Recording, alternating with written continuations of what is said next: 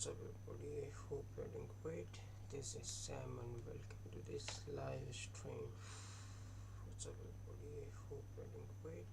This is Sam and welcome to this live stream. What's up everybody, I hope you're doing great. This is Sam and welcome to this live stream. What's up everybody, I hope you're doing great. This is Sam and welcome.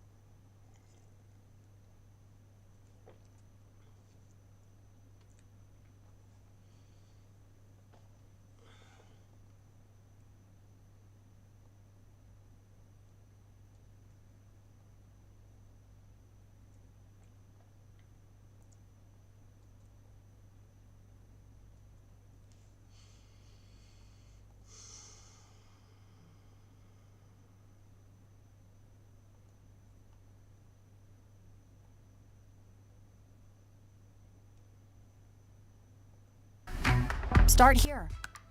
Ask anything.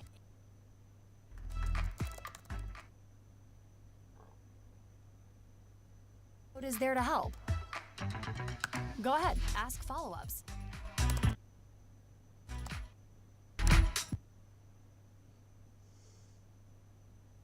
And now you can do more with AI mode in Chrome. Add tabs, images, more context.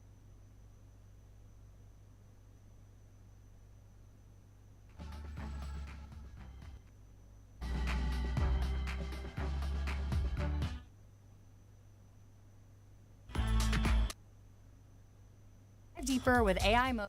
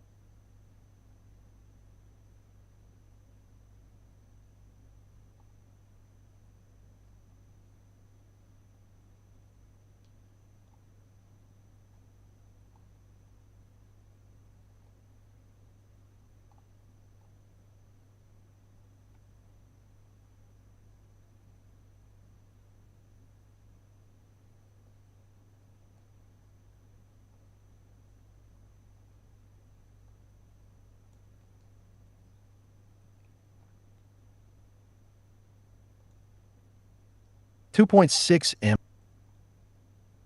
Stars Insider. 2. Stars Insider. Stars Insider. 2.6 M followers. Which countries have the most bald men? Story by Stars Insider. Uduzo. Which countries have the most bald men? Copyright Getty Images. Hair loss truly has a way of impacting a person's self-esteem and body image, although a lot of nations around the world see it as a natural way of life for men. While there are some countries around the world that do not experience hair loss as much, there are others that truly take the cake. Indeed, a recent survey conducted by MetaHair managed to see which countries have the most bald men. Curious? Click through the gallery to see which countries made the cut. No pun. A world of hair loss. Copyright Getty Images. There are a lot of factors usually involved in hair loss, which includes genetic and environmental influence. But based on the countries featured on this list, it seems that male pattern baldness is experienced more in the Western world than anywhere else.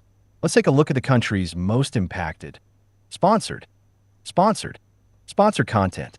INS 2.0. Real-time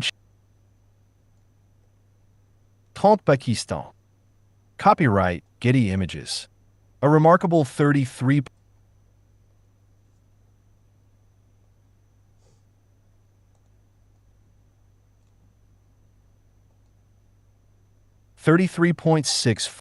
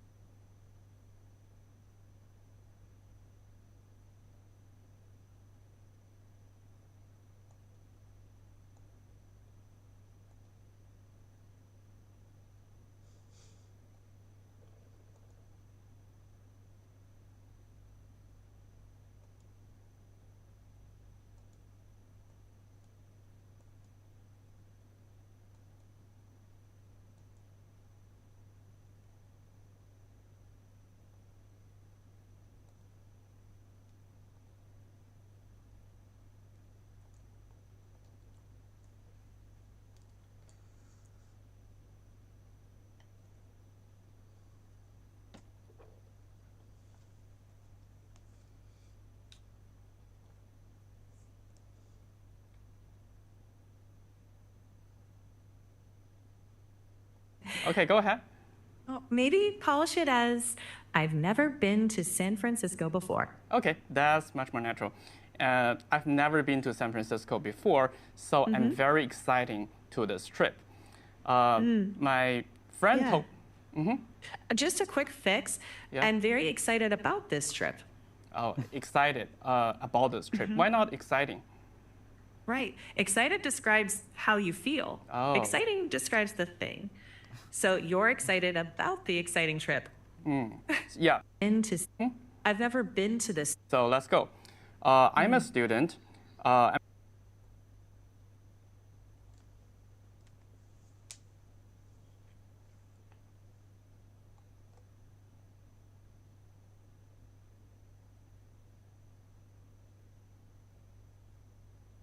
I'm ready. Today, we are announcing the all-new ChatGPT voice, powered by GPT Live 1, a full duplex conversational partner, powerful voice model ever built. Can you explain what a full duplex voice model is? Yeah, imagine a normal call with a friend. You can talk at the same time. That's full duplex. We are now pushing technology closer to how real people talk to each other, where it can follow interruptions, pauses, natural flow of sound. Let me pass it to Constance to tell you more.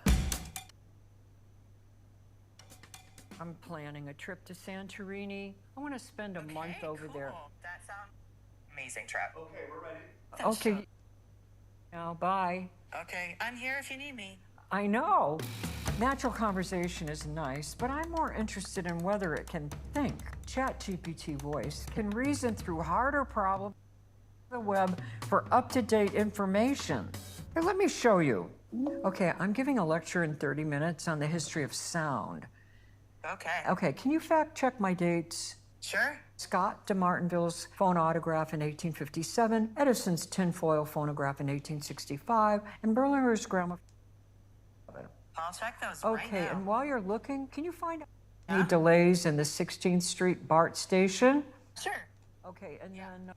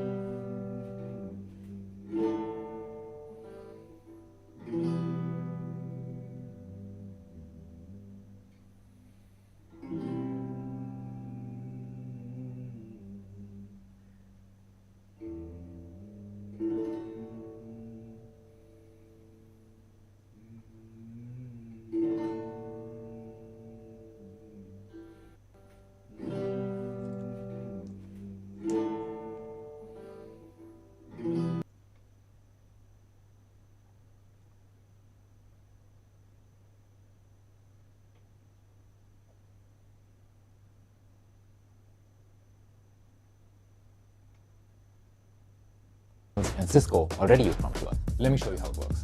Let's say you're a startup founder looking to 10 times your revenue. We'll connect PromptQL to your Cloud Code, Slack, and meeting recorders. In 30 seconds, PromptQL maps years of conversations and sessions as raw code.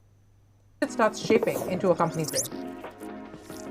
Right now, I'm curious what our top developer, Alex, is working on. Normally, I his flow or wait for him to respond. But instead, I'm just going to ask PromptQL. PromptQL holds your team's shared context. It spins up a project management agent that reads every chat.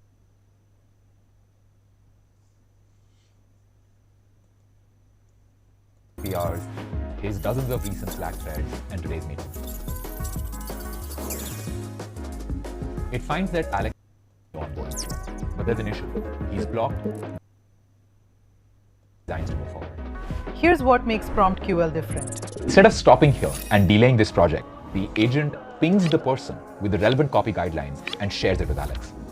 Unlike Slack bots like Claude Tag that store this memory in the background, PromptQL explicitly captures and organizes this new process context and adds it to your team meeting. It orchestrates the right AI tools for the job, generates the onboarding assets, and unblocks Alex.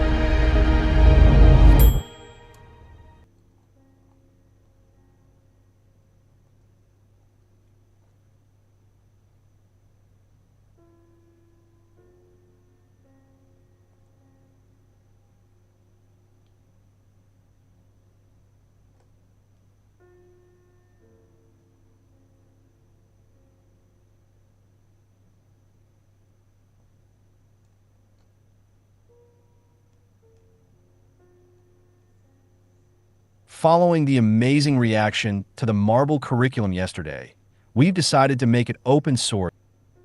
Source everything a child learns in primary school. 1,590 concepts, 3,221 connections across 8 subjects, from math and science to computing and life skills. Anchored in the US and UK curriculums, standard by standard, NGSS, Common Core, DFE. What you will find in the repo. Repo. Every concept as structured JSON with its age band and the evidence a child must show to master it. Every prerequisite link marked hard or soft with a written rationale. It's a true DAG you can compute.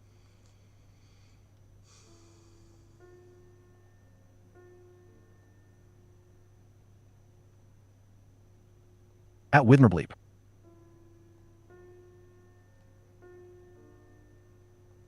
Lionel Mora. At Lionel_Mora. 11. Following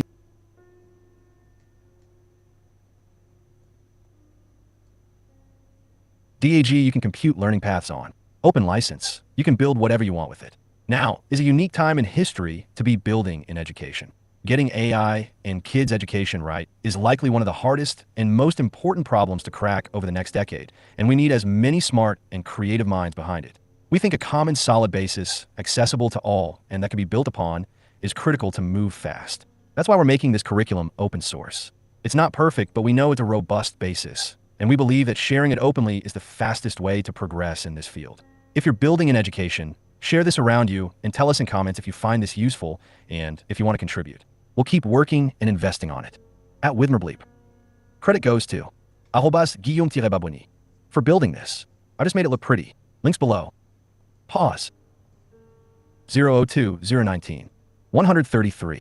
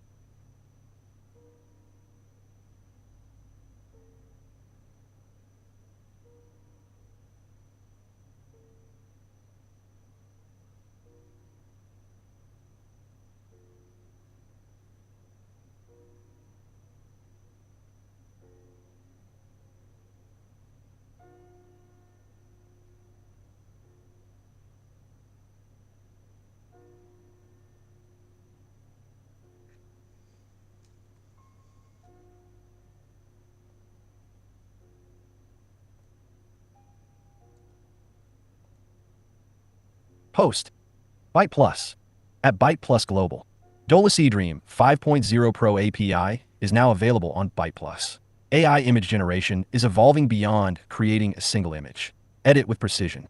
Visualize complex information. Render realistic images and portraits. Create across languages. Create production-ready visual assets for enterprise work. 028 105. 5:41 p.m. July. Edit with precision. Visualize complex information. Render realistic images and portraits. Create across languages. Create production-ready visual assets for enterprise workflows. 5:41 p.m. July 8th, 2026. 369.5K views. 131. 574. 1K.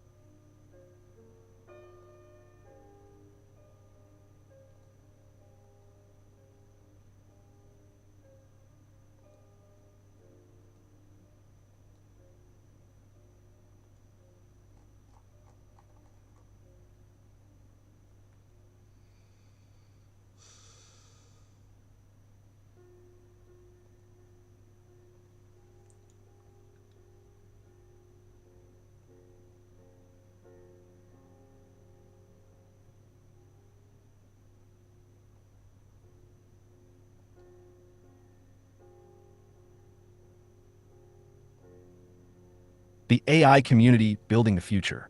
The platform where the machine learning community collaborates on models, datasets, and applications.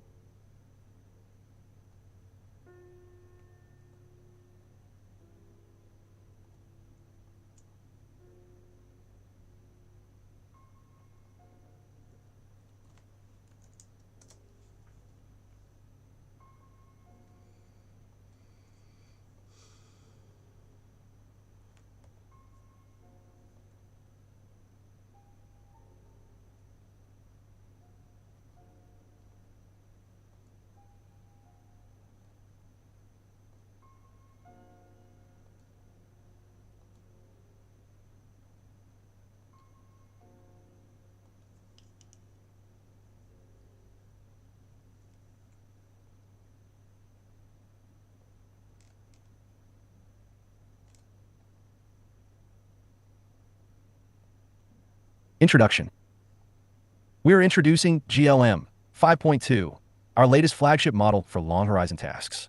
It marks a substantial leap in long horizon task capability over its predecessor GLM 5.1, and for the first time, delivers that capability on a solid 1M token context.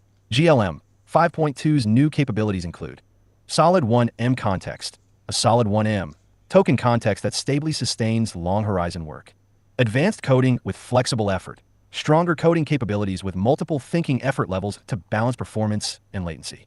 Improved architecture. We propose index share, which reuses the same indexer across every 4 sparse attention layers, reducing per token flops by 2.9 times at a 1M context length.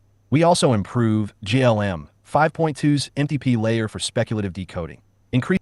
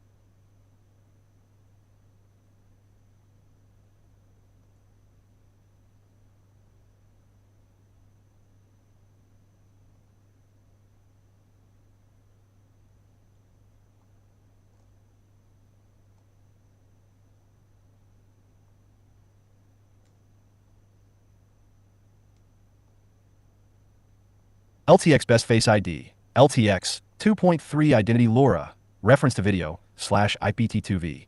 An identity-preserving reference to video LoRa for LTX 2.3 22B. Give it a reference photo of a person plus a text prompt, and it generates a video that keeps that person's identity. Built with overlap reference conditioning plus task row PE, source phase rope, and a differentiable arc face identity loss. Runs in Comfy UI via the companion BFS nodes. Status. This is the first overlap/TaskRoP model. Other experimental variants, native Gemavision conditioning, time-step split texture injection, may be released later if they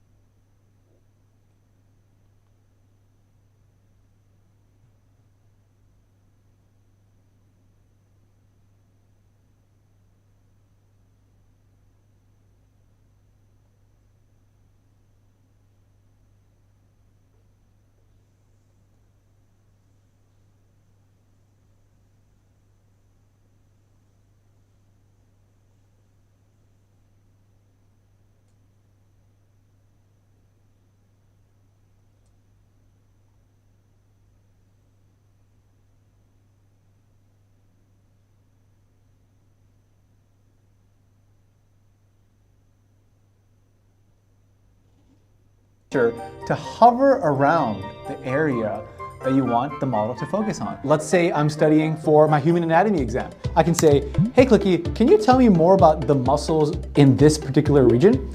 From what you circled, that muscle is the deltoid. It has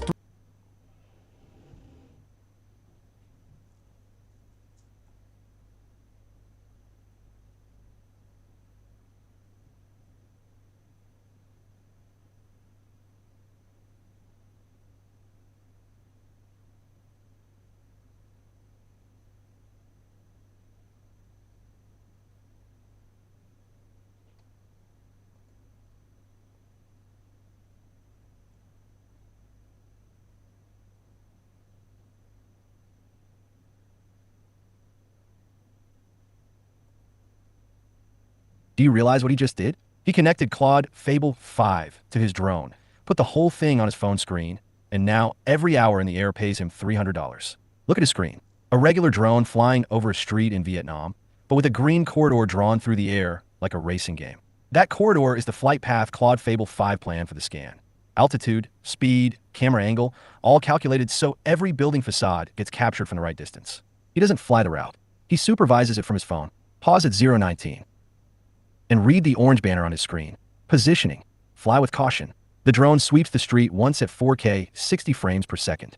Then Claude Fable 5 processes the footage into a 3D model of the entire block. Every shopfront, every awning, every tangled bundle of power lines. The kind of streets where Google's mapping cars physically cannot go, because half of them are alleys narrower than a car. That's exactly who pays him. Delivery startups need maps of those alleys for routing. Property platforms need 3D of shop houses that have no documentation at all. Utility companies need to see the cable chaos without sending a crew. He charges $300 per flight hour. A morning of flying is $900. A drone with a green road in the sky, charging $300 an hour to see what cars never will. 026. Radar. At Radar.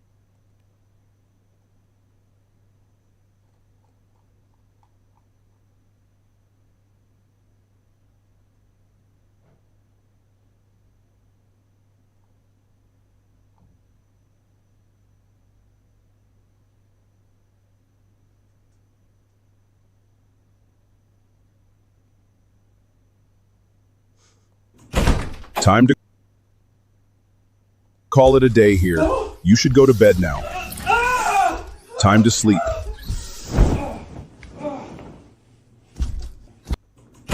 Time to call it a day here. You should go to bed now.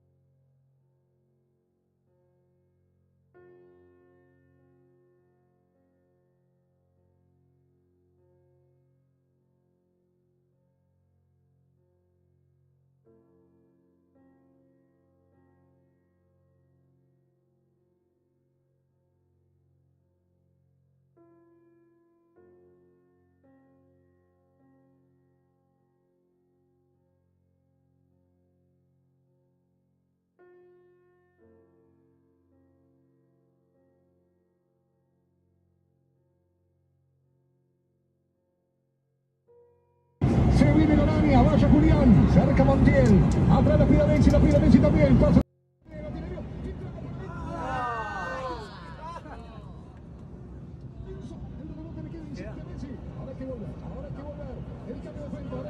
Mátalo ahí. Mátalo. Levanta más el avión, así va más cerca de los satélites.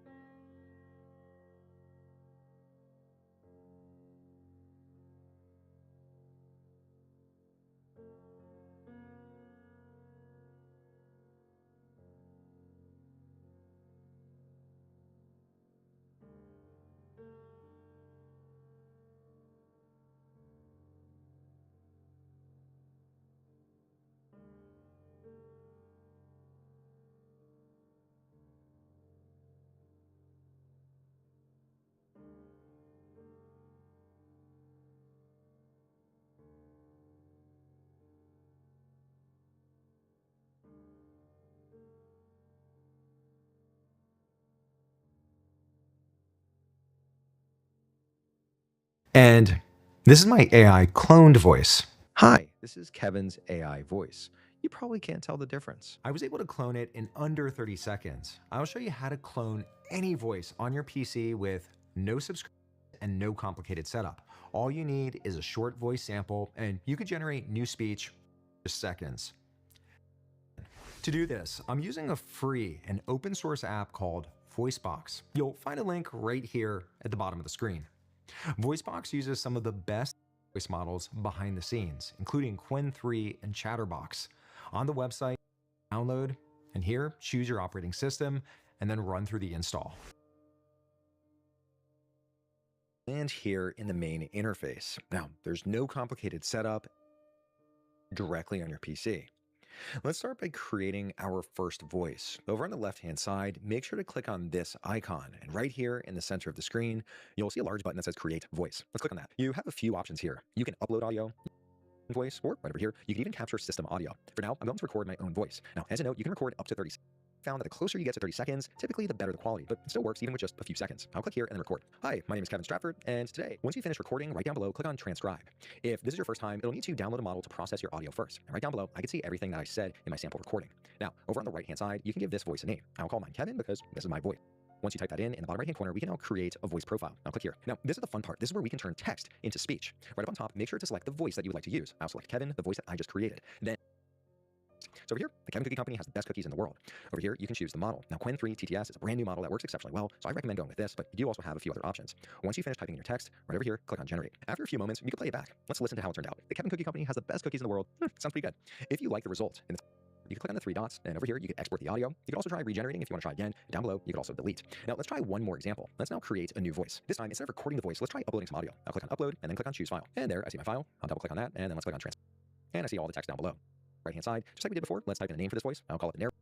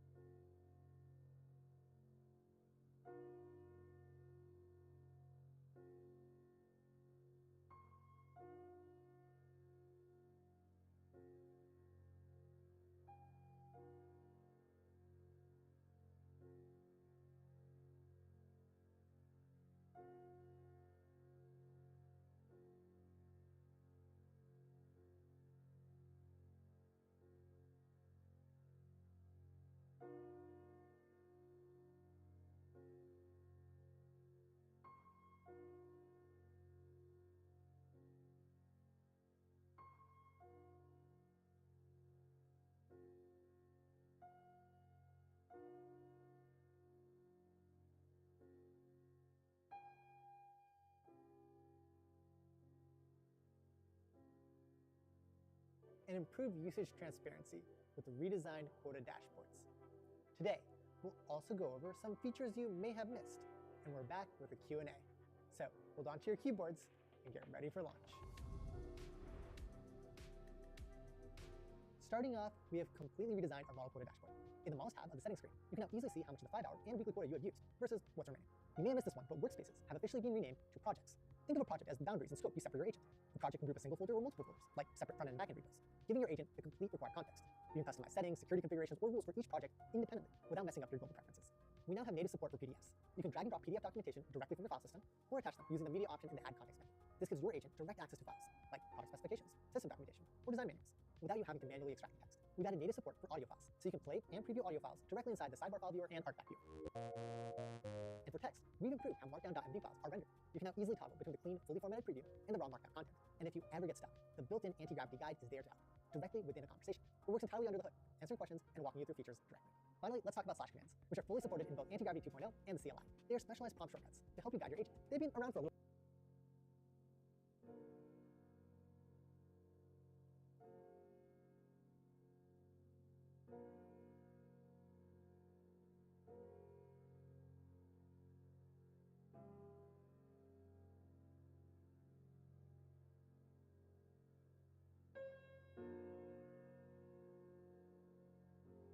Gemini 3 is our latest such model advancement, so we went out to build the next step change of an IDE. Introducing Google Anti-Gravity, a new way of working for this next era of agentic intelligence. It is the ideal agentic development home base. Does it have an IDE? Yes, but it also has a whole lot more. We started with the core IDE and added pieces that evolve the IDE towards an agent-first feature, such as browser use, asynchronous interaction patterns, and an additional novel agent-first product form factor, helping you experience liftoff. Your new focus is architecting the solution, not implementing every single step. So congratulations. You have been elevated to a manager of agents. Instead of an agent living in your tools are now instruments for many agents. The agent begins to work autonomously by creating an implementation plan and activating multiple surfaces to complete your request. Our agent is more capable, tackling complex tasks, and even doing so in parallel, letting you ship more than ever before. You can verify your code quality at a glance, then ship with absolute confidence. The agent can automatically take browser screenshots of bug fixes or even screen recordings of feature implementations, proving the work was done and tested. By providing these instant, verifiable artifacts, you can confidently trust and merge the code without hours of manual review. Anti-Gravity eliminates the pain of trying to polish near perfect results by easily guiding the agent's 90% solution all the way to 100%. Now let's say the agent produces a landing page mockup with Nano Banana, and you now want to make some UI adjustments. You can give visual comments, just like a designer, letting you leave feedback exactly where the problem is. And you can also leave comments on code diffs, or feedback on screen recordings of browser use. It's a brand new way of collaborating with agents, and you're going to love it. Say goodbye to what held you down before. Welcome to Google Anti-Gravity.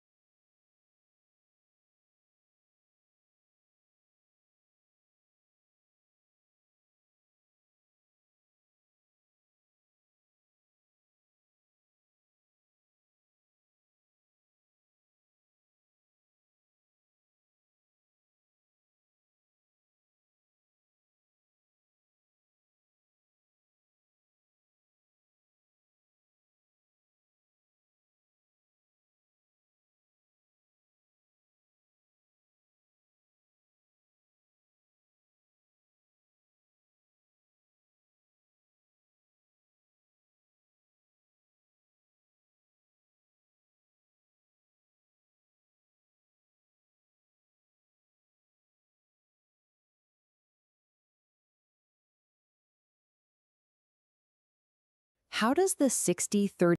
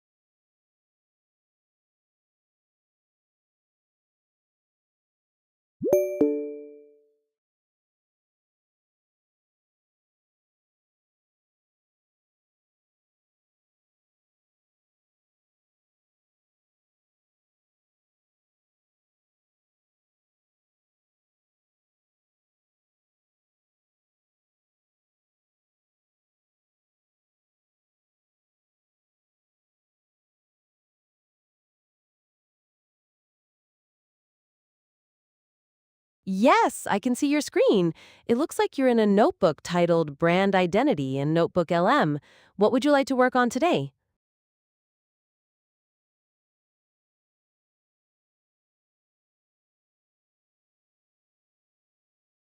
I see an infographic button in the studio panel on the right. It seems like it might be able to generate one based on your sources. Do you want to try clicking that? You might also want to make sure all the relevant sources are selected on the left side first.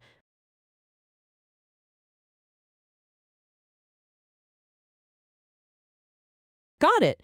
It looks like you've just clicked the infographic button. The message at the bottom says generating infographic based on 16 sources. So it's working on creating that now.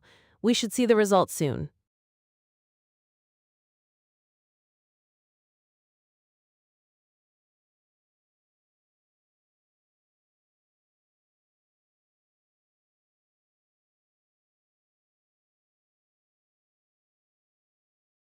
Yes, I can see your screen again. It looks like you're in ChatGPT now, looking at a document with brand guidelines, specifically a section on digital versus print notes and typography. Is there anything specific you wanted to discuss about it?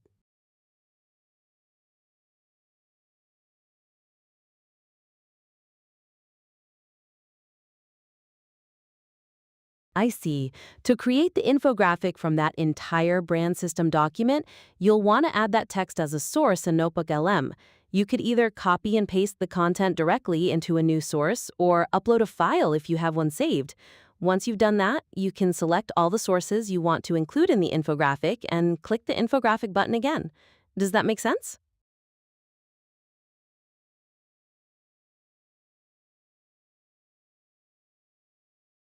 You're on the right track. Instead of pasting it into the chat window, you'll want to click the plus Add Sources button on the left side of the screen. From there, choose the option to create a new source and paste your copied text in there. Then you can add it to the notebook.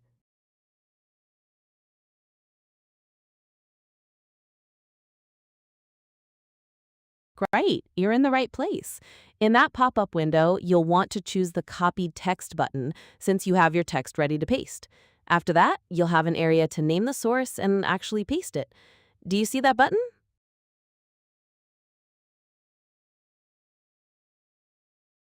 Perfect!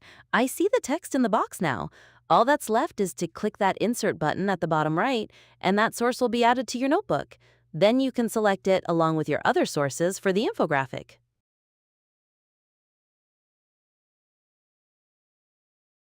Excellent! The new source, titled Pasted Text, is now in your list.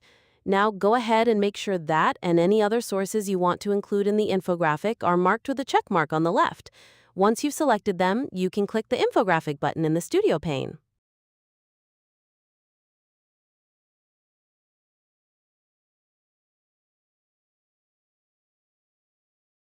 Yes, that's a good idea. If those other chats have information you want to include in the infographic, you should copy that text and add it as another source in Notebook LM, just like you did with the last one. That way you can select them all together before generating the final result.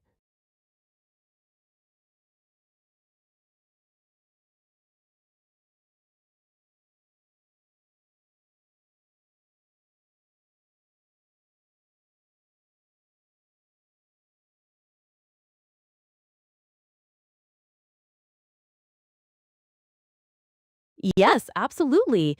Notebook LM will try to combine all of that information together into one cohesive picture. Since you have similar content from different sources, it can help to highlight key themes, fill in any gaps, or present different perspectives on your brand.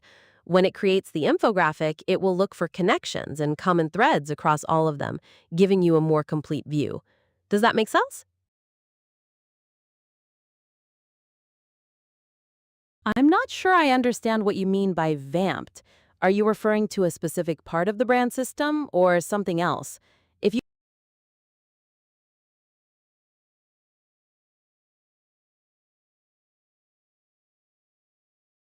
Yes, pasting each source individually into Notebook LM as you're doing is the correct approach for bringing in your data. This way, the LLM has access to all the details from all the different chats and can analyze them together to produce the best infographic. You're utilizing it effectively.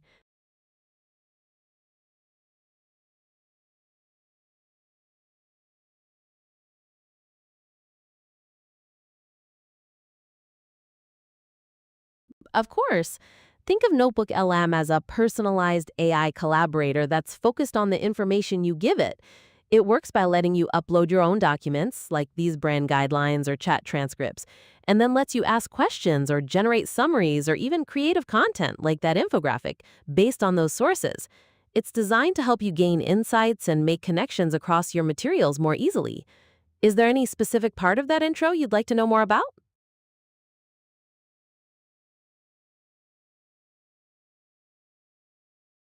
Sure, let me try again. Essentially, you give Notebook LM your notes or documents, and it becomes like an expert on that information. You can ask it to summarize things, find important points, or even create new things like the infographic we've been talking about, using only what you've provided. It helps you understand your own notes better. Does that make a little more sense?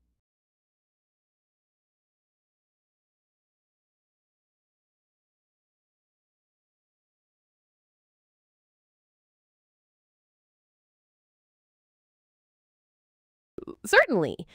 Think of those three areas as the pillars of your notebook. The sources panel on the left is where you store and manage all the information you want to work with. The chat area in the middle is where you ask your questions and get summaries from the sources. And the studio pane on the right offers tools to create different types of content, like the infographic, based on everything in your notebook. Does that make sense as an overview?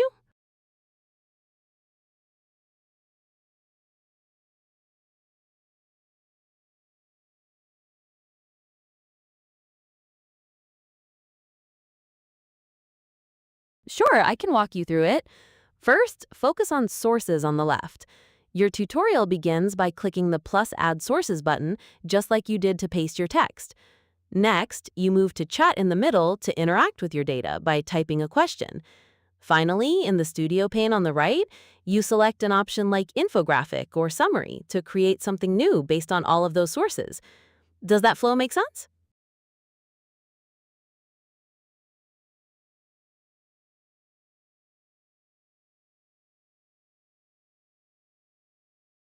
No problem. Let's break it down. Think of the chat area in the middle like talking to an expert on your notes. You can ask, what are the brand colors? Or summarize the mission, and it pulls the answers from your sources. The studio panel on the right is for turning that information into specific formats, like the infographic we're planning or a study guide. Does that help make the distinction clearer?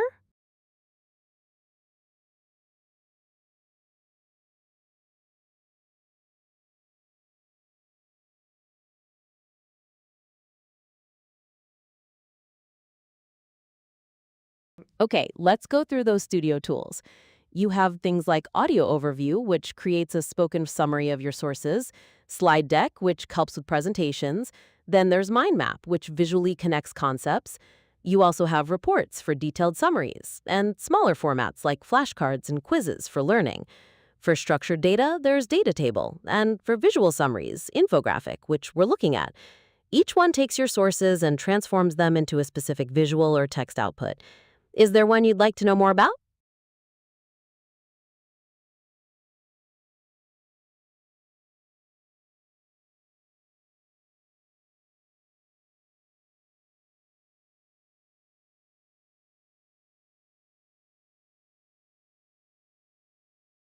You're absolutely right. My apologies for missing those.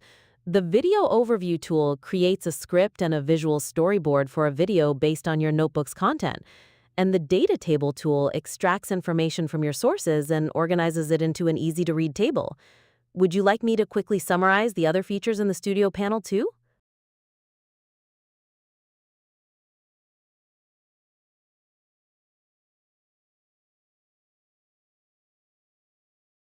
Based on the screen you're showing, there's no cost to use any of these features within Notebook LM. Google currently offers it as a free experimental tool, so generating things like infographics, video scripts, or data tables is included.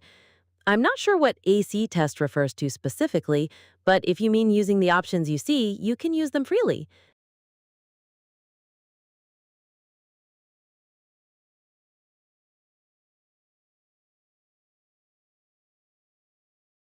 I'm not quite sure what you mean by create new row, contact top, and analytics. Are you trying to do something in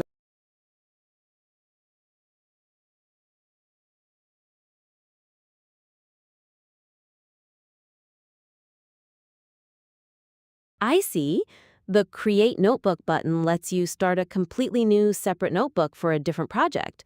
The Analytics button would likely give you data about how you're using the notebook, like source usage or chat activity. Are you thinking of starting a new project?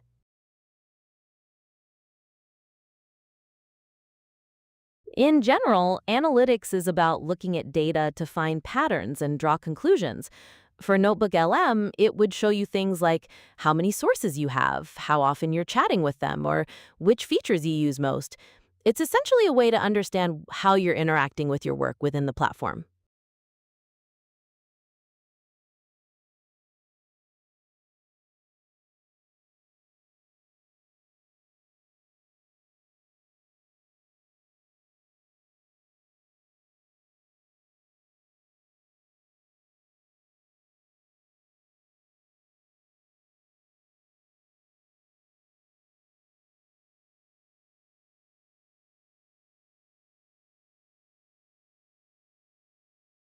That's great that you've collected different perspectives.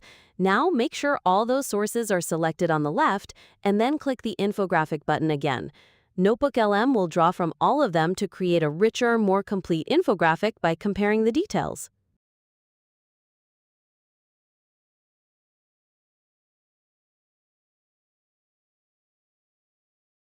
You don't necessarily need to chat now if your goal is just the infographic. The chat is there for when you want to ask questions, brainstorm ideas, or get summaries from your sources through a conversation, rather than a specific pre-made tool like the infographic. Think of it as two different ways to interact with your data. Does that make sense?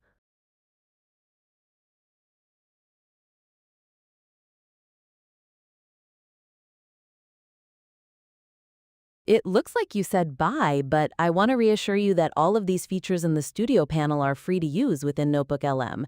You don't need to purchase anything. If you're asking whether you should select all the sources to generate these different things, that's up to you. You can try creating an infographic, then a list of FAQs, or even a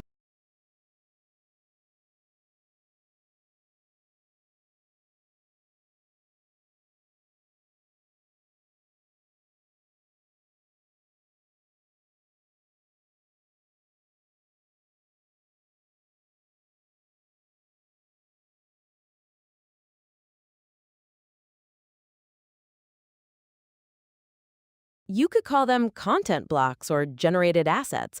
Each one, like the infographic or slide deck, is a block of content created from your sources. Content blocks is probably the simplest way to describe them. Does that word work for you?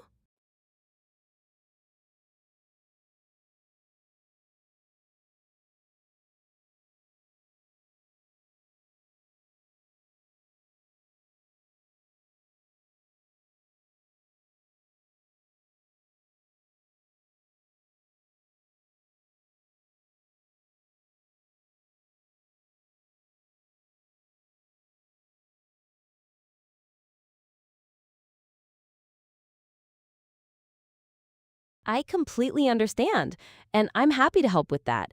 Please feel free to ask about any terms you're unsure of, and I'll do my best to explain them clearly. Is there anything else in the interface you'd like to know the name?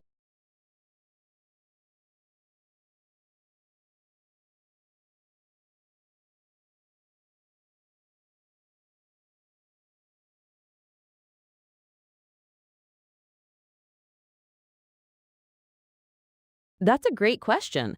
In software, beta usually means something is in an experimental phase. So features like the infographic or slide deck are available to use, but they're still being refined and tested. Google labels them that way to let you know they might not be perfect yet and that your feedback can help make them better. Are you seeing anything unexpected or having any trouble with those features?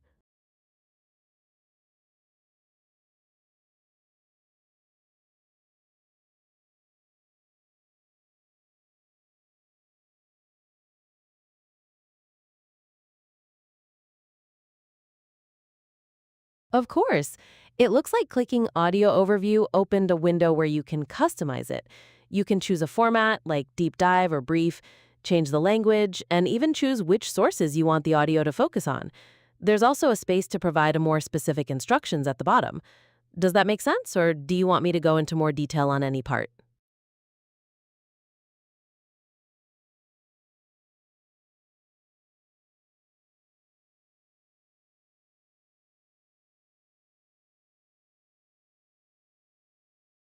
Sure thing.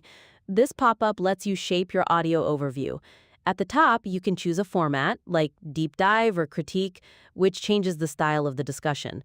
Below that, you can select the language, set the length between short and long, and choose which sources to include. The lower box lets you give the AI specific instructions, and then you can preview it or click Generate to create it. Is there any part you'd like more detail on?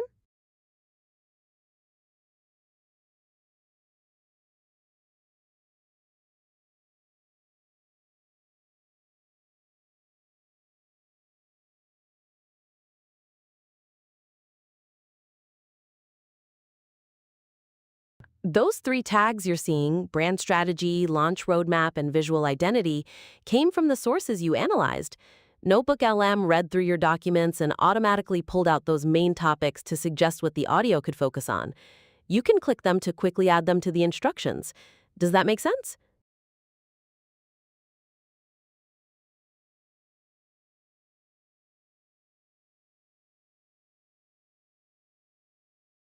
It looks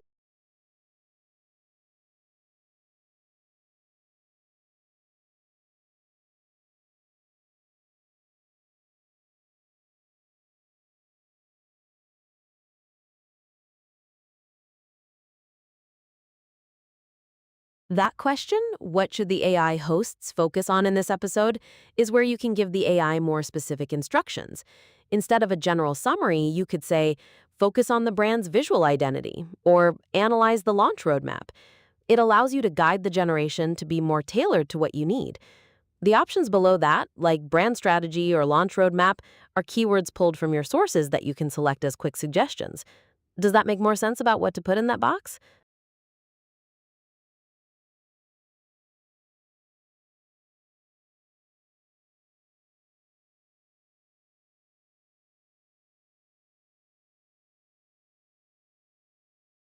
Think of that box as your direction for the audio.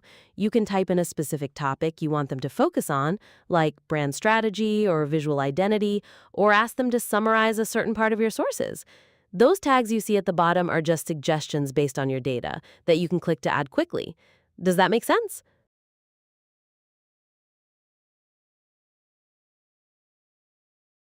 Sounds good. Let me know if you have any questions as you customize your audio overview. I'm curious to hear what you create.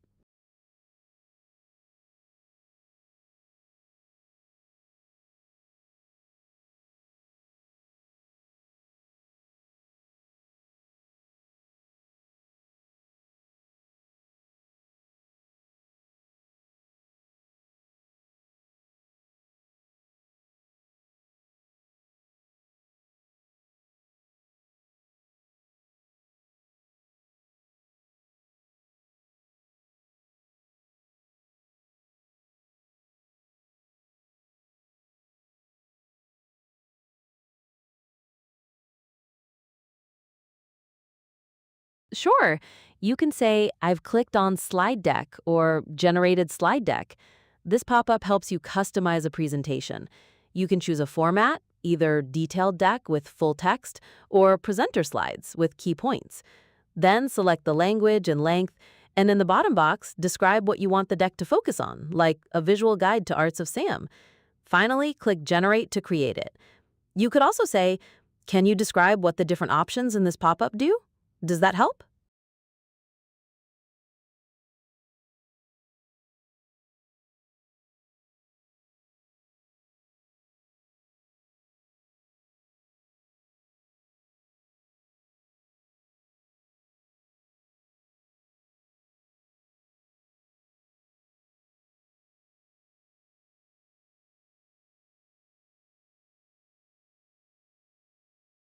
Yes, you said that well. It pop-ups this window is perfectly clear. This pop-up lets you plan your video.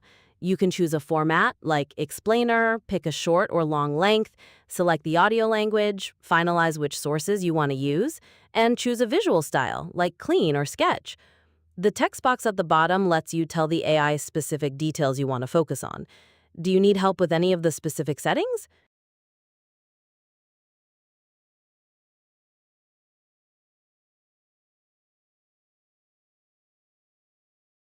Auto-select means the AI will pick the visual style it thinks best fits your content. It looks at the tone and information in your sources and chooses the visual look automatically. Those tags you see below, like brand strategy, are still based on the sources you've picked and can help guide the topic of the video. Does that explanation make sense?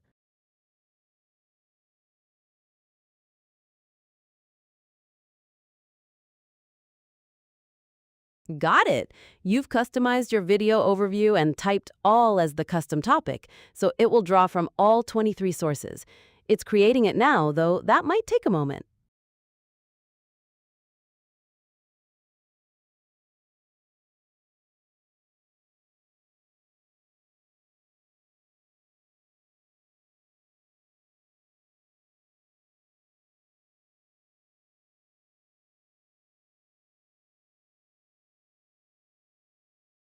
You said that well. This pop-up gives you several options for creating reports based on your sources. You can choose a format like a briefing doc or a study guide, or create your own with a custom prompt. The suggested format section also offers tailored options like a conceptual handbook or strategic primer. Does that help you decide which one to try first? And yes, you said well when you described the pop-up window.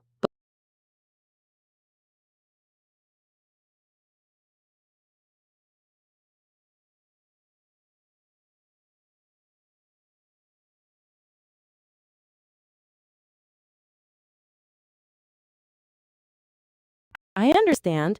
I'll definitely let you know if there's a grammatical or more natural way to say something based on your previous request. For example, instead of saying end of your explanation, you could say after you explain, please let me know if I made any mistakes. Now that you've got the create report window open, which option are you considering trying first?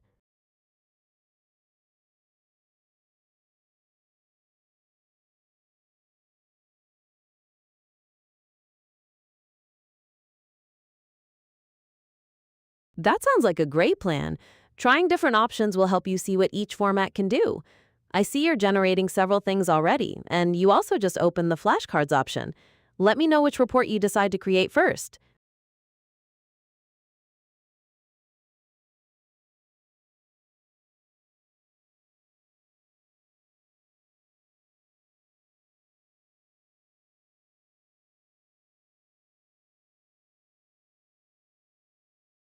You said that well.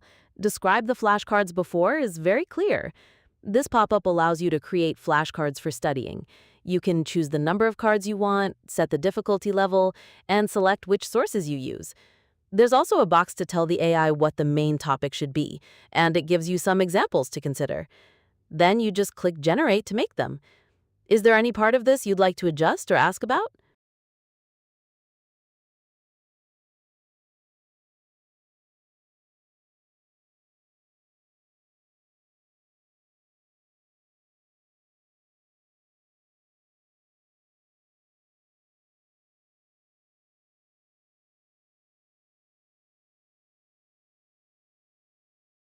Certainly. You've opened the Customize Infographic pop-up window. First, you can choose an orientation, landscape, portrait, or square.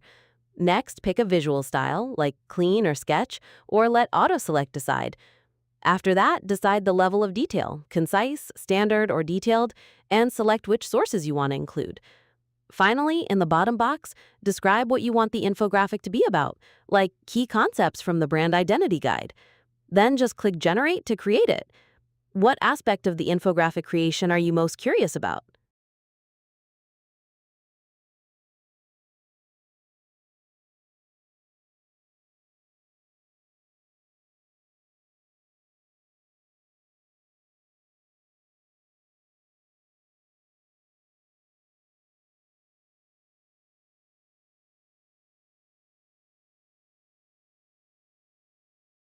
You do need to describe what you want. The AI can't generate something completely on its own without any guidance from you. It needs some instruction about the topic or focus, like you typing in the box to explain that you want key concepts or a plan. Once you give it that description, then it looks at your sources and creates the infographic based on both. Does that make sense?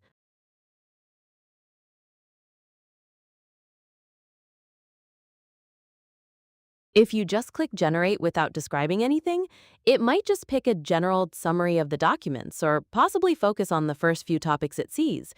Since it doesn't know what specific information you feel is most important, the result might not be what you're looking for. Providing that description really helps ensure the infographic is relevant to your needs. Were you thinking of testing that out and seeing what happens?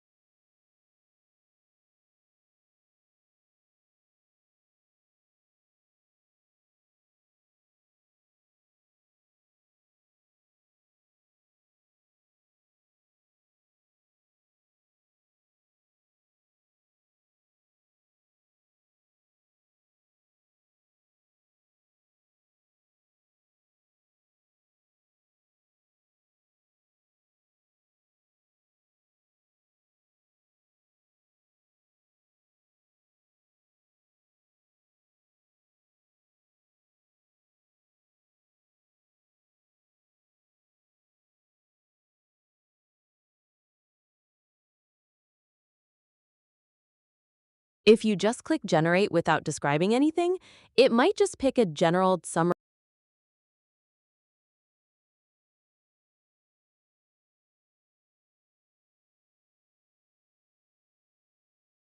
I see you have a video uploaded in the playground, and it looks like it has audio. However, I can't actually hear anything. Is there something visual in the video you'd like me to analyze instead?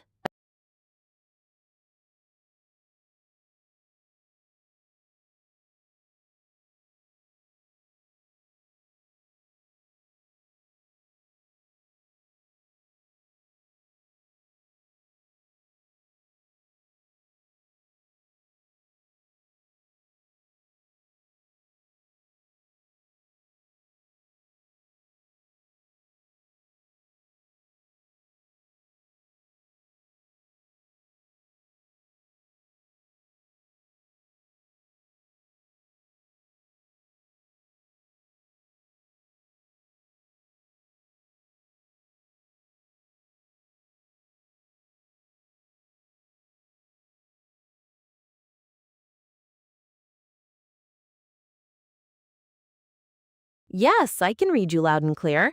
Are you ready to try generating that infographic with the description?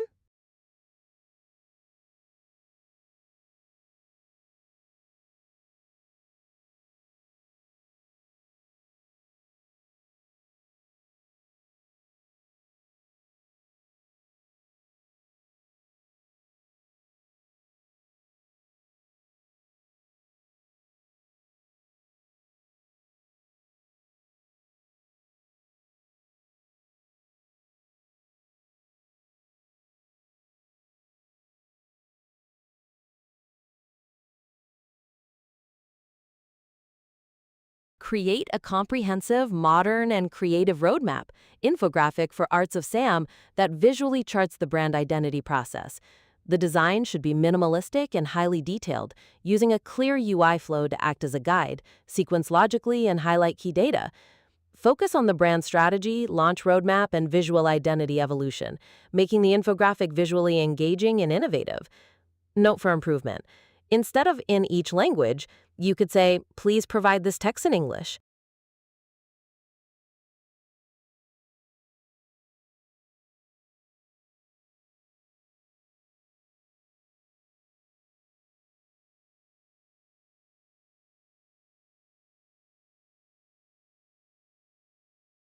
So picture this scenario for a moment. You're handed this incredibly dense, highly confidential stack of professional brand identity documents, UI and UX plans, and strategic memos. Oh, wow. That's a lot of paperwork. Right, it's intense.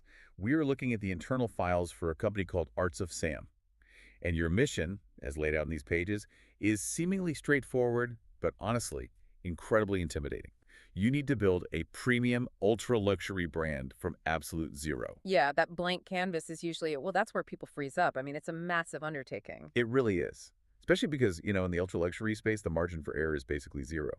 So we're going to use these documents today to do a deep dive into two things. Okay, what's first? First, we want to dissect the exact microscopic anatomy of how a high-end brand is engineered. And second, and this is where the documents get truly wild, by the way, we're going to navigate this massive mid-project plot twist hidden in these files. A plot twist in a branding memo. Seriously, a realization that forces the entire strategy to pivot so aggressively, it completely upends everything they just built. You know, the transition from the early planning stages to the final summary in this stack, it's just fascinating. It captures this moment where high-level strategy violently collides with ground-level reality. Totally. So let's start by exploring that initial masterpiece, before the ground falls out from under them. Yeah. Looking at the early strategy memos, Arts of Sam is positioned as this bespoke, handmade art and jewelry studio. Right. And they lead with this very evocative tagline, Earth shaped by hand. Oh, I like that. It instantly communicates a very specific atmosphere, doesn't it? Very much so. And they clearly define their target audience as the curated collector. According to the buyer persona here, this is someone making between $80,000 and $150,000 a year. So quite a bit of disposable income. Exactly. And they are completely exhausted by hustle culture. They value slow living, mindful consumption. They want the exact opposite of fast fashion. Yes. They would heavily prefer to buy one incredibly meaningful, high-quality object rather than like a dozen cheap, mass-produced items. Well, to capture a buyer with that specific mindset, the strategy leans heavily into a concept known as quiet luxury. Quiet luxury. Tell me more about that. It's the philosophy that true, undeniable quality doesn't need to shout for attention. It whispers. Oh, that's a great way to put it. Yeah, and if you look at the core brand values they list, authenticity, sustainability, timelessness, and connection, every single one of them is anchored to this idea of the human touch. I noticed they define authenticity in a really interesting way, actually. They say it means celebrating the imperfections. Like wabi-sabi. Right. They want the buyer to see the thumbprints left in the clay. They want to highlight the natural, unpredictable variations in a ceramic glaze. The whole visual goal is to make the customer feel like they're stepping out of their loud, fast-paced life and into this quiet, sunlit artist's studio. But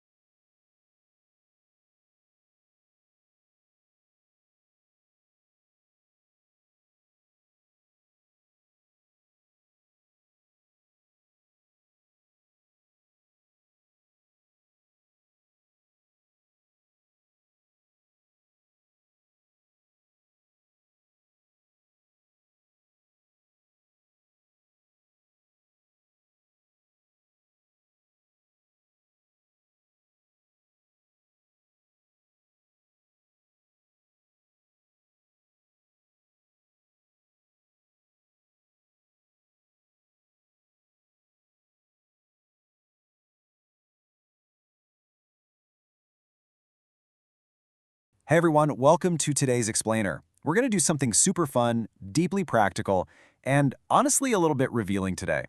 We're going to literally deconstruct a comprehensive high-end brand identity layer by layer just to see how it truly works under the hood. We'll be looking at a brand called Arts of Sam.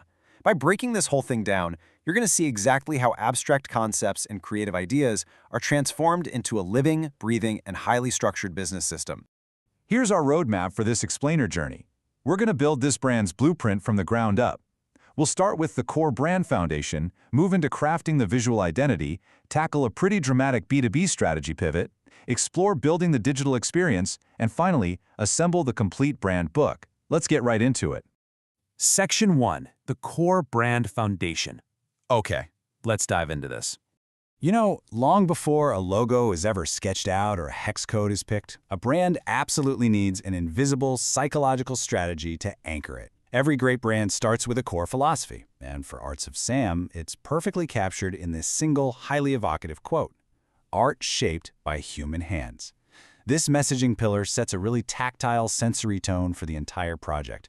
It tells us right out of the gate that this brand is deeply focused on intentional craftsmanship, slow creation, and celebrating those slight, beautiful imperfections that prove a human being actually made the object. It's not mass-produced, it's deeply personal. So to actually execute that tactile vision, you first have to define the brand's personality almost as if it were a living person. We define the Arts of Sam persona with 4 specific words: sophisticated, soulful, authentic, and premium. And why does taking the time to define this matter so much?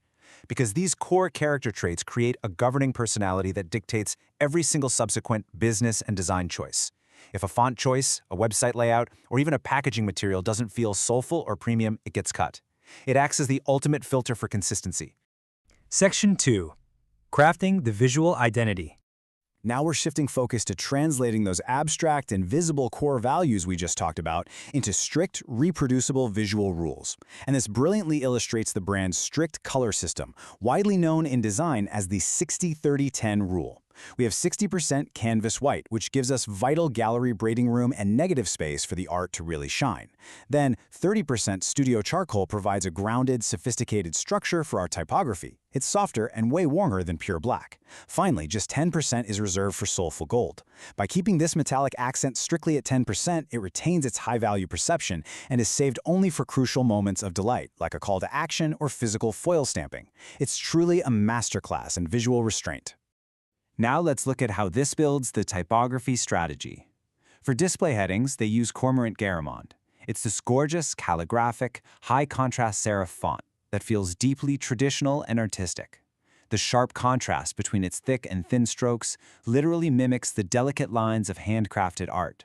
But we pair it with Montserrat, which is a super clean, geometric sans serif for everyday reading. This specific pairing is totally intentional.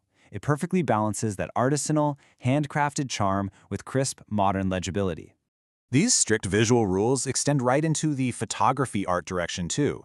The guidelines mandate warm studio light casting gentle shadows, extreme macro close-ups of raw materials to highlight texture, and a general vibe of gallery calm minimalism. But notice that specific rule about honest hands. The brand guidelines explicitly state to show hands interacting with the art, shaping it, holding it, but they intentionally command the photographer to never show the artist's face. No way. The focus has to remain entirely on the physical craft and the connection to the material, never the creator's ego. All of these sensory details bring us to a really fascinating brand health metric: 30%. That is the actual target percentage for customer reviews specifically mentioning the unboxing experience. Think about that for a second. For a brand built entirely on the concept of touch, physical touchpoints like unbleached cotton bags and debossed raw linen boxes are vital metrics